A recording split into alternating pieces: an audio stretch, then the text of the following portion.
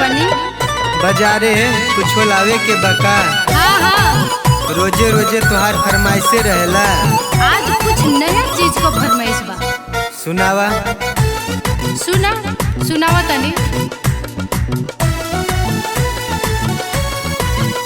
पिया जाता है रो मिर्जापुर बाजार। पिया जाता है रो मिर्जापुर बाजार। ले लिए हो लंगड़ाया, ले लिए हो लंगड़ाया। खाए देखी पड़ोसी चुएला, खाए देखी पड़ोसी चुएला। ले लिए हो लंगड़ाया, ले लिए हो लंगड़ाया।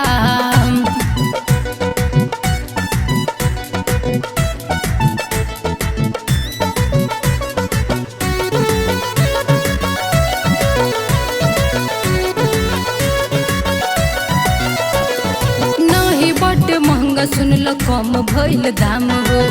80-90 रुपया किलो मिल जाला आम हो। पैसा रहे के चाही ना। सुन तरो नाही बाटे महंगा सुनल कम भइल दाम हो। 80-90 रुपया किलो मिल जाला आम। जदी करेला हमसे तू प्यार, जदी करेला हमसे तू प्यार। ले ले हो लंगड़ाया, ले ले हो लंगड़ाया।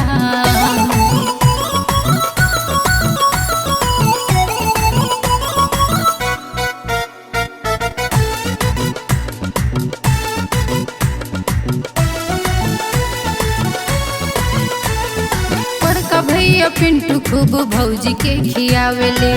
भरी दोपहरिया आम रसऊ पियावेले। वो अमीर आदमी है। बड़का भैया पिंटू खूब भौजी के खियावेले। भरी दोपहरिया आम रसऊ पियावे। देखी देखी ललच जियरा हमार,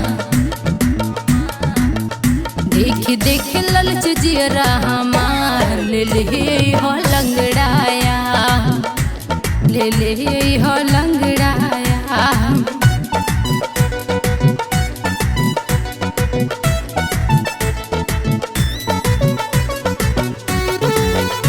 सबके घरे जाके ताका झाकी करेलू, यही तोहार काम बा। जा कुछो न लाई। घर में केहू जवन मांगे लावेला तू झट से। जब जब हम मांगे डांट देला फट से। वही लायक कामे करबू तो का होई। घर में केहू जवन मांगे लावेला तू झट से। जब जब हम मांगे डांट देला फट से। लागे कुछो नया नीता का तोहार, लागे कुछो नया नीता का तोहार। ले लिए हो लंगड़ाया, ले लिए हो लंगड़ाया। खाए देखी पड़ोसी चुएला, खाए देखी पड़ोसी चुएला। ले लिए हो लंगड़ाया, ले लिए हो लंगड़ाया।